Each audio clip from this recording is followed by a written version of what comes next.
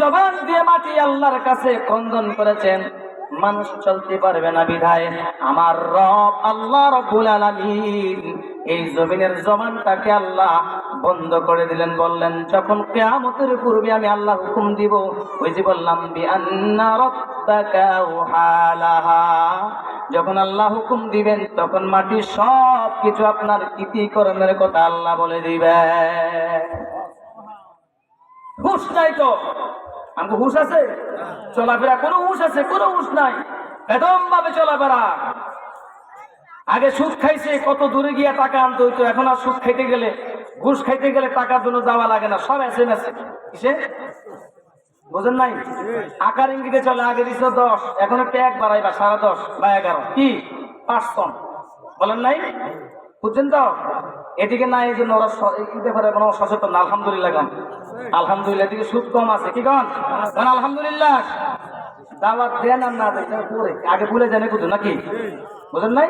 তাহলে আপনি সুদ এখন আর মুখে বলা লাগে না, SMS সব SMS মাধ্যমে চলে আসে। আপনি যে খাচ্ছেন, কবরে কি নেওয়া যাবে এগুলি? ওরে মানুষ হইছ বেহুশ দুনিয়ার পিছে, কি জবাব দিবি রে তুই আল্লাহর কাছে? হায়, কি জবাব দিবি রে তুই আল্লাহর কাছে? ওরে মানুষ হইছ বেহুশ দুনিয়ার পিছে, কি জবাব দিবি রে তুই আল্লাহর কাছে? হায়, কি জবাব দিবি রে তুই আল্লাহর কাছে? হালাল হারাম না মানিয়া কত টাকা করছো কামাই, এত টাকা রাখবা কোথায়? কাপড়ের তো পকেট নাই। আপনার পকেট আছে? থাকলে গোবেন আছে, না থাকলে গোবেন নাই, আছে? হালাল হারাম না মানিয়া কত টাকা করছো কামাই, এত টাকা রাখবা কোথায়? কাপড়ের তো পকেট নাই। আছে বলেন? পকেট নাই। যত টাকা পয়সা ইনকাম করেন না কেন, আপনার 1 টাকাও কবরে যাবে না, কিছুই সঙ্গে নিতে পারবেন না। কারণ আপনি যত কৃতকর্ম দুনিয়াতে করবেন সবই দুনিয়াতে রেখে যাবেন, সঙ্গে আপনার আমল যাবে কয়টা? বলেন কয়টা যাবে? এই জন্য আল্লাহ পাক ওই জমিনকে হুকুম দিবেন, বান্দারে তুমি সব কিছু বলে দাও। বান্দার সব কিছু বলে দেওয়া হবে। ও বান্দা, আমি এই মালটার জন্য তুমি মানুষের মাথা আঘাত করেছিলাম, হালাল বুঝো নাই, হারাম কেউ তুমি মান্য করো নাই, টাকা আসছে এটাকে যাচাইও করো নাই, যেমনি আসছে তেমনি পকেটের মধ্যে রেখেছ, সন্তানগুলাকে মানুষ করো নাই, টাকার গৌরবে অহংকার করে চলেছ। অথচ আল্লাহ রাব্বুল আলামিন বলেছেন, ইন্নাহু কানা যালুমান জাহুলা। এরে মানুষ, তুমি তো একজন নির্বোধ জাহিল ছিলা, মূর্খ ছিলা। যখন দুনিয়াতে আসছ তখন তোমার আল্লাহ রাব্বুল আলামিন বলেছেন, এটা দুর্বল মানুষ, অহংকার যত প্রদান করা করো না কেন, কিয়ামতের ময়দানে যখন জমিনটা কম্পন হবে, যখন মানুষ বলবে কি হলো আজ, কেন কি হয়ে গেল, আর যখন জমিনটা জবান খুলে মানুষ তো সব কিছু কর্মগুলা বলে দিবে, আপনি দেখবেন আপনার কোথায় কি করেছেন না করেছেন সব আপনার সামনে উপস্থাপন করা হবে। আল্লাহ পাক বলেছেন, ফামাইয়ামাল মিসকালা যাররাতিন খায়রান ইয়ারা ওয়া মান ইয়ামাল মিসকালা যাররাতিন শাররান ইয়ারা। আল্লাহু আকবার। তখন দেখবেন আল্লাহ পাক কোরআনের মধ্যে বলেন, ফামান ইয়ামাল মিসকালা যাররাতিন খায়রান ইয়ারা, আমার বান্দার যাররা পরিমাণ নেক আমল আমি আল্লাহ পাক ওই হাসরের ময়দানে তার সামনে রাখবো। সুবহানাল্লাহ বলেন না? এবার যাররা বলতে কতটুকু বোঝায়? মুফাসসিরগণদের অভিমত অনুযায়ী যাররা বলতে একটা সরিষা, এই সরিষাটাকে 100 টুকরো করলে, 100 টুকরো করলে মনে করেন দেখা যাবে, 10 টুকরো করলেও তো দেখা যাবে না, কোনো সুযোগ নাই। এই সামান্য একটা সামান্য মসুরের ডাল মনে করে 100 টুকরা করলে এর মধ্যে যাররা পরিমাণ, তাকে যাররা বলা হয়। সুবহানাল্লাহ বলতেন না? আমি আর একটু ক্লিয়ার করে আপনাদেরকে বলে দেই, টিনের ঘর যাদের আছে, যখন আপনি ঘুমান, টিনের চালের দিয়ে যখন একটা ছিদ্র দিয়ে আলো আসে, একটু সূর্যের আলো আসে কিনা বলেন? একটু খেয়াল করবেন, ওই সূর্যের আলোর মাঝখানে দেখবেন ধুলার মতো কি যেন উড়ে না বলেন? ওই জাররা পরিমাণ ওটার সঙ্গে সম্মিলিত করা হয়েছে।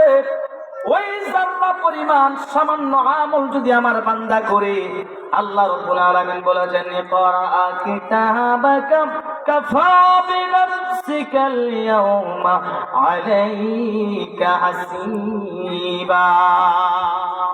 ওই বান্দারে, ওই হাসরের ময়দানে একটা কিতাব তোমার সামনে দাঁড়া হবে, দেখবা কিতাবের কোণার মধ্যে লেখা আছে জাররা পরিমাণ আমল করেছ। আল্লাহর একটা জায়গায় বলেছেন, ওয়া মাইয়ামাল মিসকালা যাররাতিন শাররান ইয়ারা। বান্দারে, সামান্যতম যদি একটু গুনাহ করো বান্দা, দেখবা ওই তোমার আমল নামার ওই বইটার মাঝে কোনায় লেখা আছে কোন জায়গায় কিভাবে আমল করেছ, গুনাহ করেছ, সব কিছু উল্লেখ করা রয়েছে। ছাড় দেওয়ার কোনো উপায় নাই। মনে করেন যে আপনি একটু কথার ছলে একটা গুনাহ করে ফেলেছেন, আল্লাহ মনে হয় বুঝে নাই, হ্যাঁ, আল্লাহ মনে খেয়াল নাই, আছে না? আল্লাহ খেয়াল নাই মনে হয় নাকি? না, দুই কান্দে দুই মহারি, লেখটায় আছে ডায়েরি, আকাম কুকাম যতই কর ফাঁকি দেবার নাই রাস্তা আছে? কোন ফাঁকি দেওয়ার রাস্তা আছে? দুই কান্দার দুইজন মহারি, ওরা ততক্ষণ পর্যন্ত সজাগ থাকে আপনি একটা কর্ম করবেন, তবে হ্যাঁ এর মধ্যে একটা ব্যস্ত আছে। আমার আল্লাহ রাব্বুল আলামিন এই পৃথিবী জমিনে আমাদেরকে দুর্বল করে পাঠাইলেন। আল্লাহ তো নিজে বলেছেন, বান্দা এই পৃথিবী জমিনটা যখন তোমার বিরুদ্ধে সাক্ষী দিবে, তুমি সেদিন তাকে মেরে কোনো মুহূর্তে তাকে মুখ বন্ধ রাখতে পারবে না, কারণ সে কার হুকুম মানবে? জোরে কন্যা। কিন্তু দুনিয়ার জমিনে 10,000 20,000 টাকার বিনিময়ে একটা সাক্ষ্যকে ঘরের মধ্যে বসানো যায় না? দরবার করতে গেলে দিনের বেলা করে একরকম চিন্তা করবা না, আমি থাকতে কোনো চিন্তা একদম সঠিক একটা বিচার করে দিব, কিন্তু রাতের গভীরে তলে তলে সুন্দরভাবে টাকার ভান্ডিল হাতে আসার পরে বিচারটা সম্পূর্ণ উল্টা হয়ে যায়। এরকম আছে না? কেউ দেখে নাই, রাতের বেলা তো অন্ধকার, কেউ দেখে নাই, তুমি দিয়া যাও, চিন্তা করছেন নি? কেউ একটা দৃষ্টান্ত দেয় একজন আল্লাহর ওলি, যে কেউ দেখে নাই। একজন আল্লাহর ওলি তিনি একজন যুবককে তার খেলাফতের দায়িত্ব দিলেন, যে আমি যখন ইন্তেকাল করব আমার পরে তুমি দায়িত্ব নিবা। এখন এই আল্লাহর ওলির সঙ্গে যারা সাহাবারা আছে, বৃদ্ধ সাহাবারা, তারা বলে, ব্যাপার কি? 10 বছর 15 বছর পর্যন্ত খেদমত করলাম, হুজুরের খেলাফতটা আমাকে দিতে পারতো, আমি তো সিনিয়র, আছে না নাই? সিনিয়র আর জুনিয়র এখন লাগালাগি, আছে না নাই? জোরে কেমন, আছে না নাই? সিনিয়র আর জুনিয়র মারামারি নাই? অনেক আছে। সিনিয়র জুনিয়র শুধুমাত্র এক জায়গায় না, সব জায়গায়, সব ক্ষেত্রে আছে, ক্লাসের মধ্যে আছে না এরকম? আমি সিনিয়র, আমি জুনিয়র। আমাদেরকে না দিয়ে একজন যুবককে কেন দিল? এটা একটা হট্টগোল লেগে গেছে। আল্লাহর ওলি বুঝতে পারছেন যে এদের মধ্যে কিছু একটা কথা আলোচনা চলে, কথা বুঝেন তো? ইনশাআল্লাহ আলোচনা চলতেছে। তখন তোমাকে একজন বলেই ফেললো, হুজুর আপনি একটা কথা বলবো। কয়, তোমরা যে কি কথা বলবো আমি বুঝতে পারছি, জানি। তা ঠিক আছে, আমি জানি যে এটা পরে বলবো, তোমাদের আগে বলো। যে যারে আপনি দিচ্ছেন খেলাফতের দায়িত্ব, ওই তো স্যাংরা মানুষ, বয়স কম, ওই কি আপনার দরবার রাখতে পারবে? আল্লাহর ওলি মানুষ, তিনি একটু চুপচাপ থেকে বললো, ঠিক আছে, আমি জবাবটা তোমাদেরকে পরেই দিব। সুবহানাল্লাহ বুঝেন না? এলেম ব্যক্তি, এলেমধারী যারা, তারা খুব বিচক্ষণতার সহিত তাদের এলেমের তাসিল্য, এদের যত বড় মেধা, ওরা কিন্তু অনেক চিন্তা ভাবনা করে প্রকাশ করে। বললেন, ঠিক আছে, তোমরা একটা কাজ করো, আমাদের জন্য কবুতর রান্না করে আনবা আগামী দিন, যত রকমের আইটেম আছে সুন্দর করে, যার কবুতরের গোস্তটা সুন্দর পাকশাক হবে তার হাতে আমি আমার খেলাফত দিয়ে যাবো। এখন সবার মধ্যে একটা আনন্দ, আমার পরিবার তো খুব ভালো রান্না করে, কি বলেন? আলহামদুলিল্লাহ, মনে হয় খেলাফতটা আমি পাবো। বাসায় গিয়ে পরিবারকে বলতেছে যে, খবরদার, হুজুরকে একবেলা খাওয়াবো কবুতরের মাংসটা, তুমি ভালো করে রান্না করতে হবে। কিন্তু একটা কথা বলে দিলেন, কবুতর যেখানে জবাই করবা যাতে কেউ, জোরে কম, কেউ না দেখে। প্যাঁচ কিন্তু একটা লাগায় রাখছে, কি লাগছে? একটা প্যাঁচ লাগায় রাখছেন। এবার সবাই সুন্দর করে কি করলেন? কবুতর রান্না করে নিয়ে আসে, কিন্তু যুবকটা আনছে না। যুবক কি আনে নাই। এখন একজন আরেকজন হুঁশাহুশি করে, এরকম আছে না কিছু বুঝেন নাই? কি সুন্দর হুঁশাহুশি করতে আছে, না বুঝে না শুনে। দেখছো আজকে যুবক ধরা খায় গেছে, আজকে আর ওকে আর কি করবে না, খেলাফত দিবে না। কারণ সে প্রথমে যদি আল্লাহর কথা না রাখতে পারে, শেষে কি করবে আমাদের জানা হয়ে গেছে। এখন সবাই নিয়ে সব প্রস্তুত। আল্লাহর ওলি বলতেছে যুবকটা কোথায়? বলতেছে যুবক তো বাহির। কোথায়? তোমরা নিয়ে আসছো, যুবক তারা নাই। যুবককে ডাক দিয়ে বলেন, যুবক রে, সবাই সুন্দর করে আল্লাহর ওলির কথাগুলো অমান্য করে নাই, কিন্তু তুমি কেন অমান্য করলা? ও যুবক, তুমি একটু আসো, সামনে আসো। যুবককে ডাক দিয়া বলে, যুবক রে, কেন রে আমি কথা বললাম একটা, আমার কথাগুলা কেন তুমি কর্ণপাত করলা না, আদেশ কেন অমান্য করলা? এবার যুবক ডাক দিয়া বলে, হুজুর, ও হুজুর, আমি এই জন্য আপনার কথাটা রাখতে পারলাম না। কেন কেন তুমি রাখতে পারো না? এই জন্য বলছে, আপনি সর্বশেষ একটা কথা বলেছিলেন, এই কবুতরটাকে এমন জায়গায় তুমি জবাই করবা যেন কোনোদিন কেউ দেখতে না পায়। এই আল্লাহর ওলি, সর্বপ্রথম ওই ঘরের মধ্যে কোনায় গেলাম, যখন ওই প্রাণীটির গলার মধ্যে ছুরি লাগাইয়া দিলাম, হঠাৎ করে কে যেন আমাকে বলতেছে, যুবক রে, ও যুবক, ও যুবক, দুনিয়ার কেউ যদি না দেখে, কিন্তু আমি রব্বুল আলামিন দেখতেছি, তুমি তার গলায় আর ছুরি লাগাইবা না। সুবহানাল্লাহ। আল্লাহর ওলি, আমি সেখান থেকে ব্যর্থ হয়ে গেলাম, ব্যর্থ হয়ে চলে আসলাম।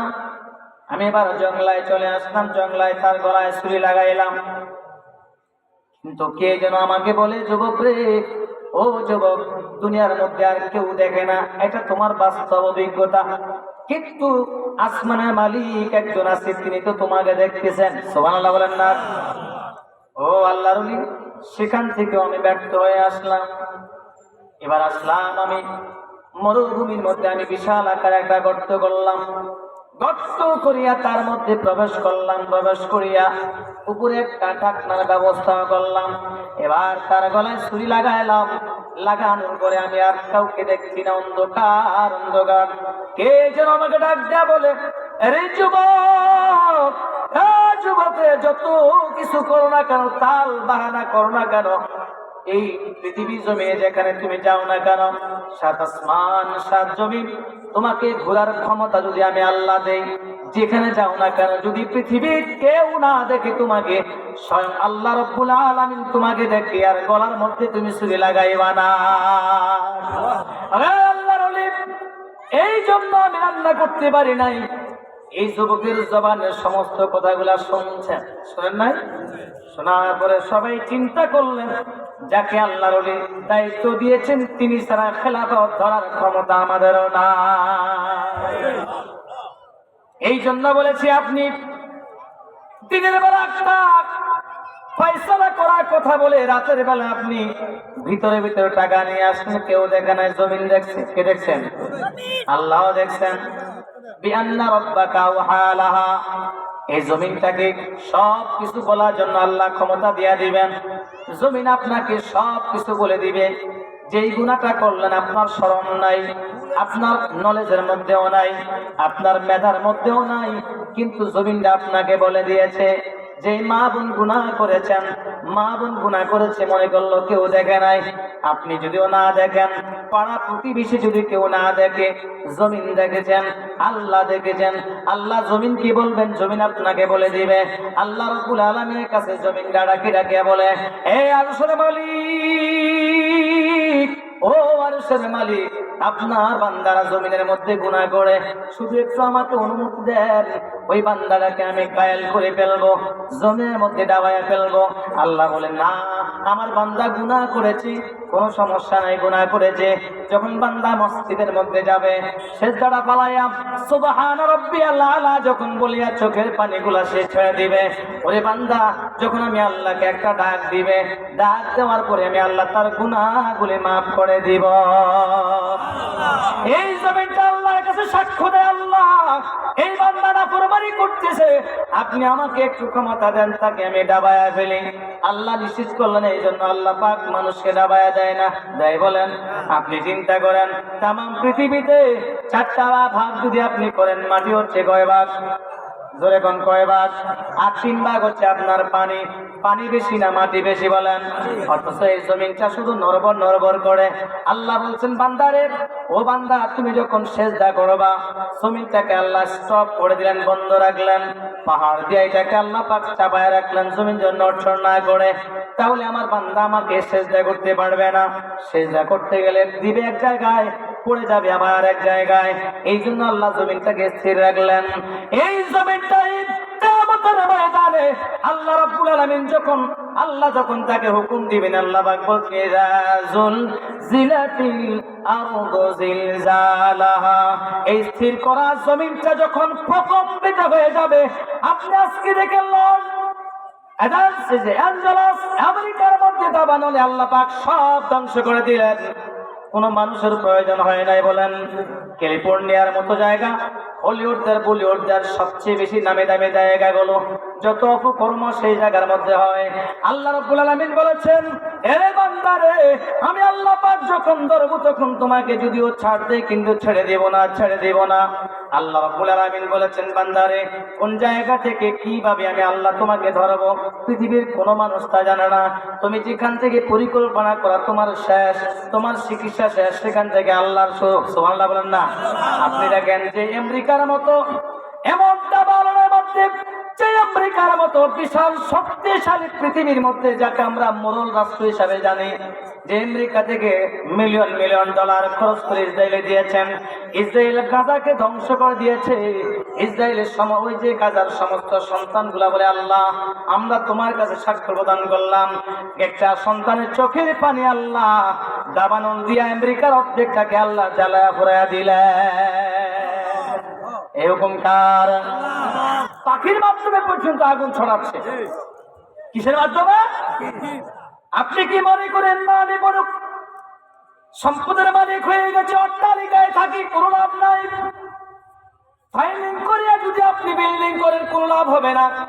আল্লাহ বলেছেন, যত ফাইলিং করো তোমার চেয়ে বিশাল ফাইলিং করিয়া ওই যে জাপান বলেন, ইন্দোনেশিয়া বলেন, বিশাল বিশাল বিল্ডিং গুলাকে আল্লাহ পাক ধ্বংস করে দিল। আল্লাহ বলেছেন, কিয়ামত যখন হয়ে যাবে, সংগঠিত হবে, সর্বপ্রথম আমি শহরগুলাকে ধ্বংস করব। কি বলেন? শহরগুলাকে ধ্বংস করব। আপনি আর আমি যত পাইলিং দেন না কেন, কোনো লাভ হবে না, এটাকে তছনছ বানিয়ে ফেলবেন। আল্লাহ রাব্বুল আলামিন বলেছেন, পৃথিবীর জমিনটাকে আমি আল্লাহ পাক মানুষের খেদমতের জন্য দিয়েছি, পশু পাখির জবানগুলো আমি আল্লাহ বন্ধ রেখে দিয়েছি। তোমার ঘরের কিনারার মধ্যে যেই ছোট ছোট পিঁপড়া গুলো আছে, এই পিঁপড়া কিন্তু এক সময় চিল্লায়া চিল্লায়া স্লোগান দিয়া যাইতো। কি বলেন? দেখেন পিঁপড়া কোনোদিন একা একা চলে না, চলে বলেন? পিঁপড়া দেখবেন দল বললে চলে। হযরত সুলাইমান নবী, ওই সুলাইমান নবীর জামানায় যখন পিঁপড়া চিল্লা চিল্লি করে, সুলাইমান নবী আল্লাহর কাছে বলে, আল্লাহ এই পিঁপড়ার শব্দে আমি তো চলতে পারি না, মানুষ চলতে পারবে না, এই পিঁপড়া গুলার জবানটাকে আল্লাহ বন্ধ করে দেন। আল্লাহ তাদের জবানটা বন্ধ করে দিয়েছেন। পিঁপড়ার মতো যদি বর্তমানের প্রজন্মের মধ্যে যদি মানুষ আল্লাহু আকবার স্লোগান দিয়া যদি রাস্তায় বের হতো, অটোমেটিকলি বাতিল শক্তি দুনিয়ার জমিন থেকে বিদায় হয়ে এই দেশের মধ্যে ইসলাম কায়েম হয়ে যেত। রাস্তায় বের হলে ইতস্ত করে কি, কিন্তু এই জমিনটা আল্লাহর কাছে সাক্ষ্য দেবে। আল্লাহর কাছে সাক্ষ্য দেওয়ার পরে বলবে, আল্লাহ এই জমিনটার মধ্যে তোমার এই বান্দা এই করেছে, ওই করেছে। আল্লাহ রাব্বুল আলামিন বলেছেন, কুল্লু মান আলাইহা ফান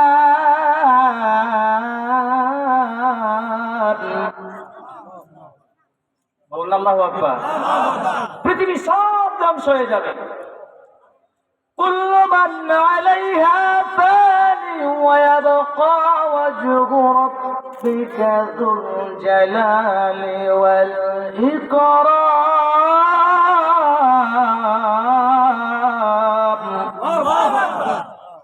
তামাম পৃথিবী ধ্বংস হয়ে যাবে, সব তছনছ হয়ে যাবে, ধ্বংস হয়ে যাবে। জুল জালালি ওয়াল ইকরাম, শুধু আল্লাহ রাব্বুল আলামিন থাকবেন। সুবহানাল্লাহ বলেন না? এর বান্দারে, এই পৃথিবী 7 আসমান 7 জমিনের মধ্যে শুধুমাত্র ছোট্ট এই আসমানটা, এই দুনিয়ার আসমানটা সবচেয়ে ছোট। কি এই ছোট্ট একটা আসমান, দুনিয়াটা আসমান, এই 7 আসমান 7 জমিনের মধ্যে ছোট্ট হচ্ছে দুনিয়ার আসমানটা। আল্লাহ রাব্বুল আলামিন বলেছেন, বান্দারে তোমাকে আমি আল্লাহ তো সুন্দর করে বানাইলাম, তোমার জন্য কত কিছু তৈরি করলাম। আপনি ঘর তৈরি করলেন, ঘরের মধ্যে যদি ফার্নিচার না থাকে সৌন্দর্য থাকবে? ডেকোরেশন না থাকলে সৌন্দর্য থাকবে না। আমার আল্লাহ বলেছেন 13 লক্ষ গুণ পৃথিবী থেকে সূর্য হচ্ছে 13 লক্ষ গুণ বড়। সুবহানাল্লাহ বলেন না? জোরে করুন না সুবহানাল্লাহ। 13 লক্ষ গুণ বড় হচ্ছে সূর্য, আর সূর্য থেকে 13 লক্ষ গুণ ছোট হচ্ছে পৃথিবী। তাহলে বুঝেন পৃথিবী থেকে সূর্য কত বড়। সুবহানাল্লাহ বলতেন না?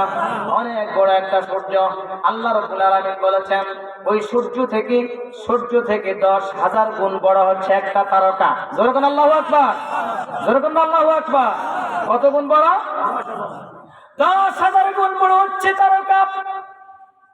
ওই আসমানের মধ্যে তারকা একটা নয়, একটা তারকা বলেন সামান্য একটা ছায়াপথের মধ্যে যে তারকাগুলো আছে, আপনি যদি 500 বছর পর্যন্ত সেটা গণনা করেন শেষ করতে পারবেন না। এই আসমানে তারকার অভাব নাই। আমি আল্লাহ রাব্বুল আলামিন এই ছোট্ট একটা আসমানের মধ্যে তোমার জন্য সাজায় রাখলাম। সুবহানাল্লাহ বলতেন না? এই আসমানের মধ্যে তারকা দিয়া, ঝিকঝাক বাতি দিয়া, আজকের এই মাহফিলের পাশে আপনারা যে সুন্দর ডেকোরেশন করেছেন, লাইট লাগাইছেন, খুব সুন্দর দেখা যায়, ঠিক না বলেন? আল্লাহ বলেছেন বান্দারে সামান্য একটা হায়াতের মালিক বানাইয়া মাটির এক সামান্য একটু নাপাক দিয়া তৈরি করলাম। 50 থেকে 60 বছর একটা হায়াতের জিন্দেগি দিয়া পাঠাইলাম। 20 বছর পর্যন্ত আপনি নিজের বাপের হোটেলের মধ্যে খাওয়া দাওয়া করেন। 20 থেকে যখন 30 বছর হয় বিবাহ শাদীর মধ্যে আপনি আবদ্ধ হয়ে যান।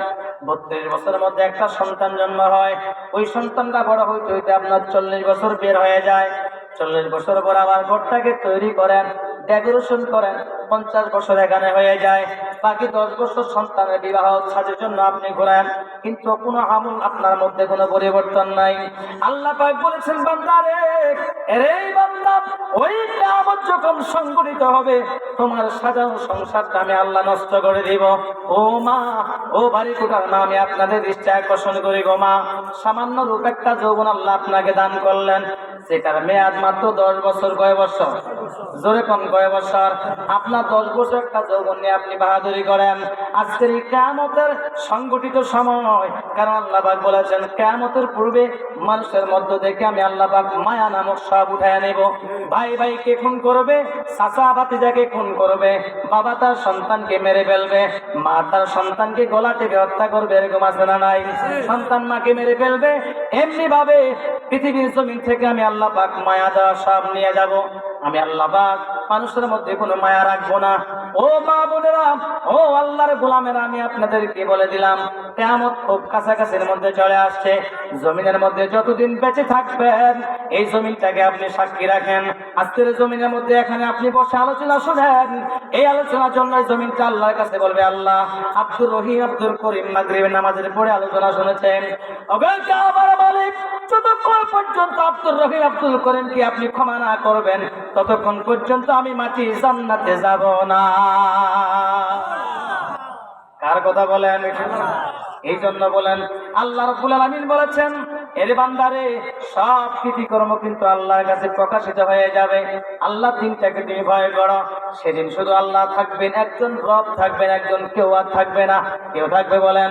পৃথিবীর কোনো মায়া, কোনো ক্ষমতা আপনার থাকবে না।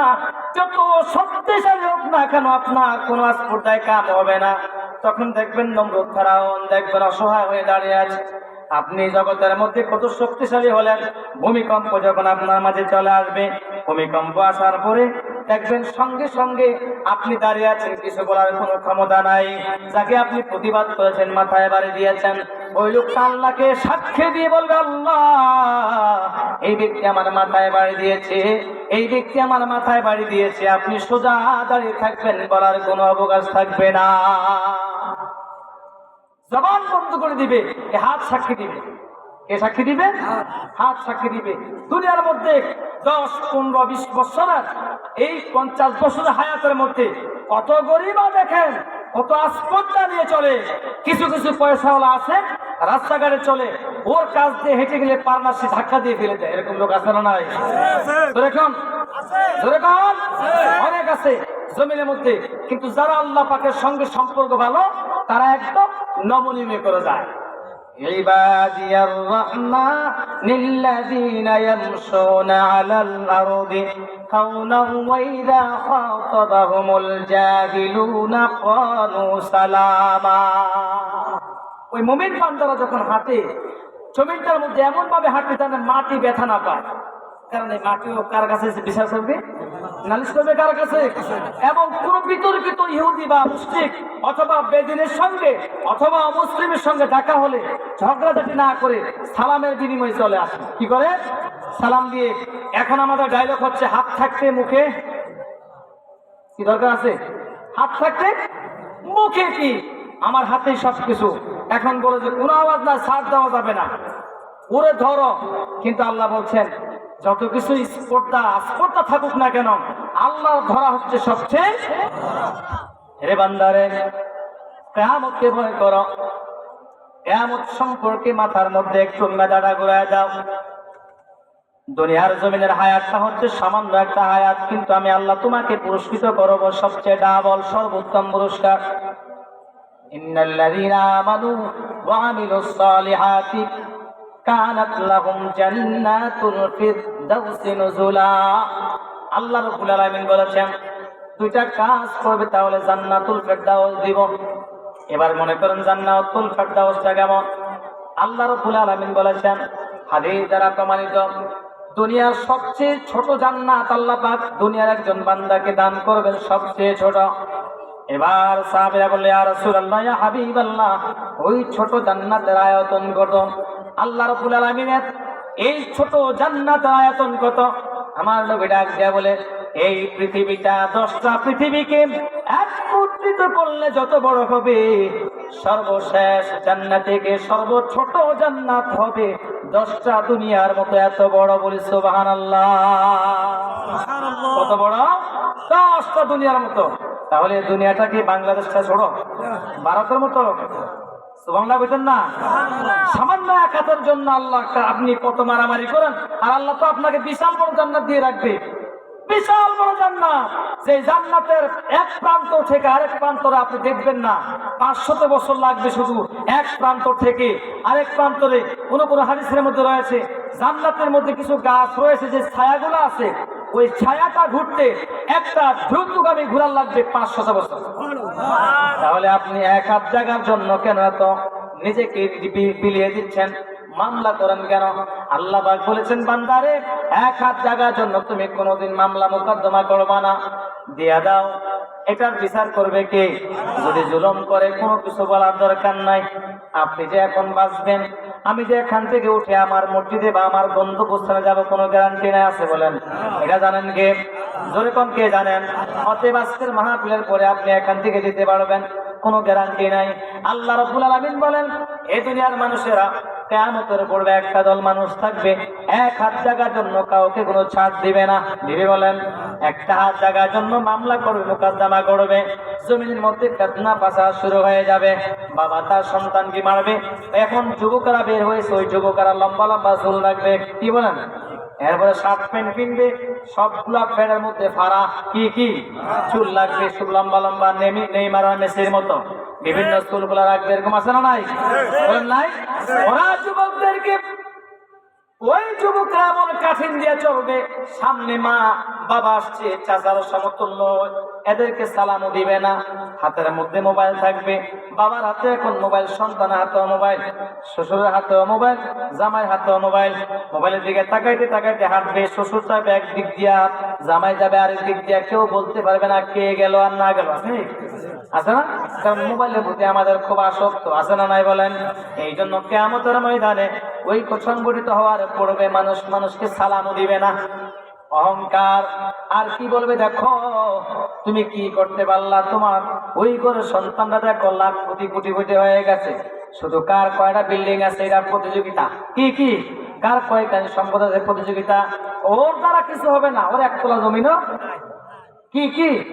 অথচ আল্লাহ নবী সাল্লাল্লাহু আলাইহি সাল্লাম বলেন, একজনের কোটিপতি সন্তান, একজন কোটিপতি বান্দার চেয়ে যে দিন এনে দিন খায়, ওই ব্যক্তি ওই কোটিপতির 500 বছর আগে সে জান্নাতে চলে যাবে। সুবহানাল্লাহ। কত বছর বলেন? 500 বছর পূর্বে চলে যাবে। বলে এটা কি দুনিয়ার 500 বছর কয় না, দুনিয়ার 50,000 বছর, আখিরাতের মাত্র কয়দিন?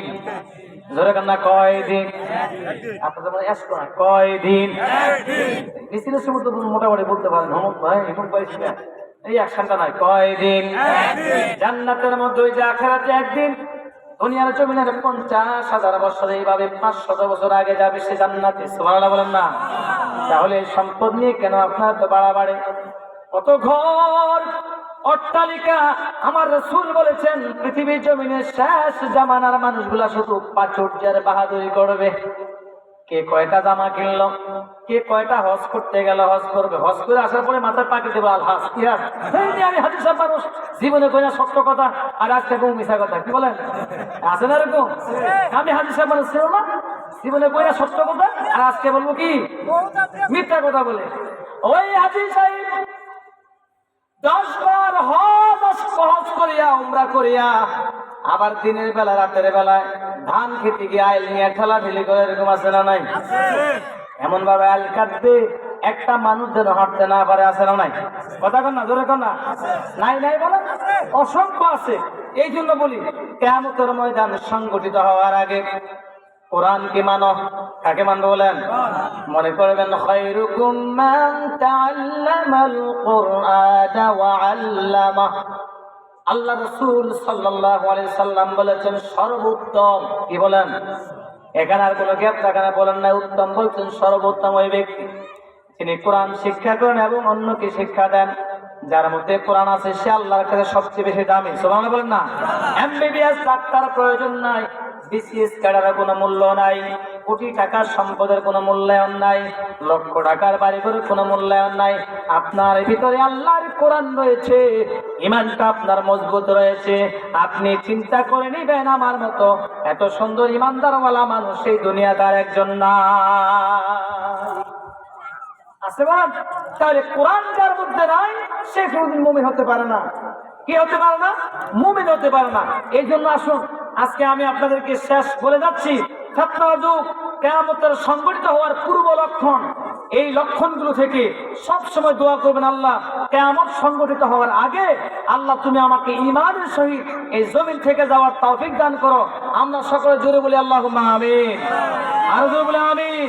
আমি আপনাদেরকে আমার আলোচনার মাধ্যমে যদি কারো মনে কষ্ট হয়ে থাকে, যেহেতু আযান হয়ে গেছে, জামাতের সময় হয়েছে, যদি কারো মনে কষ্ট হয়ে থাকে আল্লাহর ওয়াস্তে মন থেকে ক্ষমা করবেন।